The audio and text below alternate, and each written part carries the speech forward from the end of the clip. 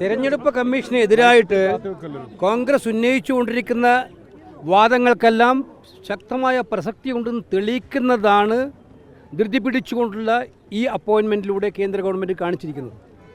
കാരണം justice Joseph ചെയർമാനായിട്ടുള്ള supreme കോടതിയുടെ ഭരണഘടനാ ബെഞ്ചാണ് തിരഞ്ഞെടുപ്പ് പ്രക്രിയയെ സുതാര്യമാക്കാനും നിഷ്പക്ഷമാക്കാനും സെലക്ഷൻ കമ്മിറ്റിയിൽ ചീഫ് ജസ്റ്റിസ് ഓഫ് ഇന്ത്യ കൂടി ഉൾപ്പെടുന്ന സാഹചര്യം ഉണ്ടാകണമെന്ന് ആവശ്യപ്പെട്ടത്. പ്രധാനമന്ത്രിയോടും ലീഡർ ഓഫ് ഓപ്പോസിഷനോടൊപ്പം ചീഫ് ജസ്റ്റിസ് ഓഫ് ഇന്ത്യ കൂടി ഉണ്ടായാൽ ആ കമ്മിറ്റി സെലക്ട് ചെയ്യുന്ന ആൾ നിഷ്പക്ഷമായിട്ടും നീതിപൂർവമായിട്ടും തെരഞ്ഞെടുപ്പ് പ്രക്രിയ നടത്തുമെന്നുള്ള വിശ്വാസം കൊണ്ടാണ് സുപ്രീം കോടതിയുടെ ഭരണഘടനാ ബെഞ്ച് അത് പ്രഖ്യാപിച്ചത്. ആ ഭരണഘടനാ ബെഞ്ചിനെ വിധിയെ മറികടക്കാനാണ് 143 എംപിമാരെ സസ്പെൻഡ് ചെയ്ത് ബഹളമുണ്ടായ ദിവസം ബുൾഡോസ് ചെയ്ത് അതിനെ ബൈപ്പാസ് ചെയ്യുന്ന നിയമം പാസ്സാക്കിയത് കേന്ദ്ര ഗവൺമെൻറ്. അതിനെതിരായിട്ടുള്ള ഒരു ഹർജിയാണ് സുപ്രീം കോടതി നാളെ പരിഗണിക്കാൻ വേണ്ടി പോകുന്നത്.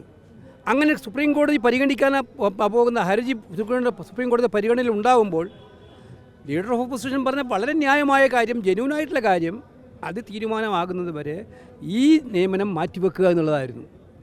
അദ്ദേഹം അത് പറഞ്ഞപ്പോൾ അത് അംഗീകരിക്കാൻ പ്രധാനമന്ത്രി തയ്യാറായില്ല. കാരണം വ്യക്തമാണ്, ഈ കമ്മിറ്റിയിൽ അവർക്ക് ഭൂരിപക്ഷമുണ്ട്, പ്രധാനമന്ത്രിയും ആഭ്യന്തരമന്ത്രിയുമുണ്ട്. അപ്പോൾ ഏകപക്ഷീയമായിട്ട് അവർ തീരുമാനമെടുക്കുകയാണ് ചെയ്തത്. തീരുമാനം ഒരു ഒട്ടും വൈകാതെ അവർ പ്രഖ്യാപിക്കുകയും ചെയ്തു, അവർ ഇത് കാണിച്ചു. അപ്പോൾ ഇതിനകത്ത് കാണിക്കുന്ന എല്ലാ താല്പര്യവും തിരഞ്ഞെടുപ്പ് കമ്മീഷനെ അവരുടെ ഒരു ഡിപ്പാർട്ട്മെൻറ്റാക്കി മാറ്റുക എന്നുള്ള ലക്ഷ്യത്തിലേക്ക് അവർ കൊണ്ടുപോകുന്നതിന് തെളിവാണെന്നാണ് ഞങ്ങൾ.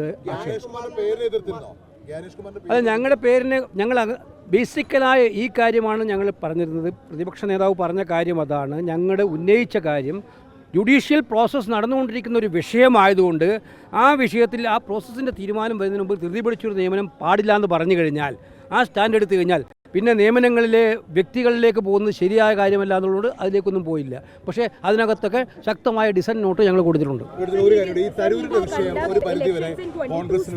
അല്ല, അതാണ് ചോദിക്കാൻ ഉദ്ദേശിച്ചതോ അല്ല ഇലക്ഷൻ കമ്മീഷൻ അല്ലാന്ന് എനിക്കറിയാം.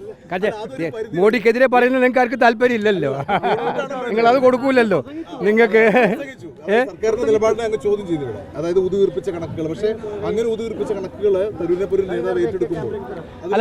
അല്ല, അദ്ദേഹം പറഞ്ഞു കഴിഞ്ഞു, ഒരു ലേഖനത്തിൽ വന്ന ഒരു ഡാറ്റയിൽ വന്ന അനുസരിച്ചിട്ടുള്ള അതിൻ്റെ നിഗമനത്തിൻ്റെ അടിസ്ഥാനത്തിൽ എഴുതിയതാണ്. അതുകൊണ്ട് അതിന് ശരിയായ കണക്കുകൾ വന്നാൽ ഞാൻ മാറ്റി പറയാൻ തയ്യാറാണെന്ന് അദ്ദേഹം പറഞ്ഞിട്ടുണ്ട്. അദ്ദേഹമായിട്ടും സംസാരിച്ചിട്ടുണ്ട്. അപ്പോൾ അതുകൊണ്ട് അദ്ദേഹവുമായിട്ട് പാർട്ടി സംസാരിച്ചിട്ടുണ്ട്. ഈ കാര്യത്തിൽ ഇനി ഒരു വിവാദം വേണ്ട, അതൊരു അടഞ്ഞ അധ്യായമാണെന്നുള്ളതാണ് കോൺഗ്രസിൻ്റെ തീരുമാനം. അല്ല, കാരണമല്ലോ ഈ കോൺഗ്രസ് പാർട്ടിക്ക് അവിടെ ശക്തമായ നിലപാടുണ്ട്. ഇടതുപക്ഷ ജനാധിപത്യ മുന്നണി ഗവൺമെൻറ് ചെയ്യുന്ന ശുദ്ധ തട്ടിപ്പാണ്. ഞാൻ മുൻപും ഇത് കാര്യം പറഞ്ഞിട്ടുണ്ട്. എനിക്കറിയാം, ഞാൻ ആലപ്പുഴയിൽ നിന്നാണ് MP ആയിരിക്കുന്നത്. അവിടെ കയർ മേഖലയിൽ ചെറുകിട കയർ സംരംഭങ്ങൾ ഒന്നൊന്നായി പൂട്ടിക്കൊണ്ടിരിക്കുകയാണ്. കശുവണ്ടി മേഖലയിൽ കൊല്ലത്തിരിക്കുന്നവർക്കറിയാം, ഓരോ ചെറുകിട കടക്കാരും പൂട്ടിക്കൊണ്ടിരിക്കുകയാണ്. സാധാരണ കച്ചവടക്കാർ ഇപ്പോൾ ഇവിടെ വന്നിരിക്കുന്നവർക്കറിയാം, ഓരോ കച്ചവടക്കാരും സംരംഭകരുടെ കണക്ക് ഇപ്പം നമുക്ക് എല്ലാവർക്കും GST രജിസ്ട്രേഷൻ വേണമല്ലോ. GST രജിസ്ട്രേഷൻ വേണമെമ്പോൾ നിങ്ങളൊരു ബാർബർ ഷോപ്പ് തുടങ്ങിയാലും അത് രജിസ്റ്റർ ചെയ്യണം. അപ്പോൾ അതിൻ്റെ അടിസ്ഥാനത്തിൽ കണക്കെടുത്തിട്ട് മാനിപ്പുലേറ്റഡ് ഡാറ്റ ഉണ്ടാക്കിയിട്ട് അതിൻ്റെ പേരിൽ PR എക്സസൈസ് നടത്തുന്ന സംസ്ഥാന ഗവൺമെൻറ്റിൻ്റെ നടപടി തെറ്റാണെന്നുള്ള അഭിപ്രായത്തിൽ കോൺഗ്രസ് എടുത്തിരിക്കുന്ന നിലപാട്, UDF എടുത്തിരിക്കുന്ന നിലപാട് അങ്ങേറ്റം ശരിയായ കാര്യമാണ്.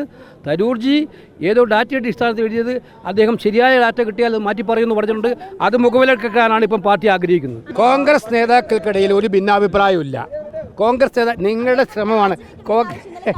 കോൺഗ്രസ് MMS അങ്ങനെയൊന്നും പറഞ്ഞിട്ടില്ല. നിങ്ങൾ MMSനെ പറയാത്ത കാര്യം പറയാം.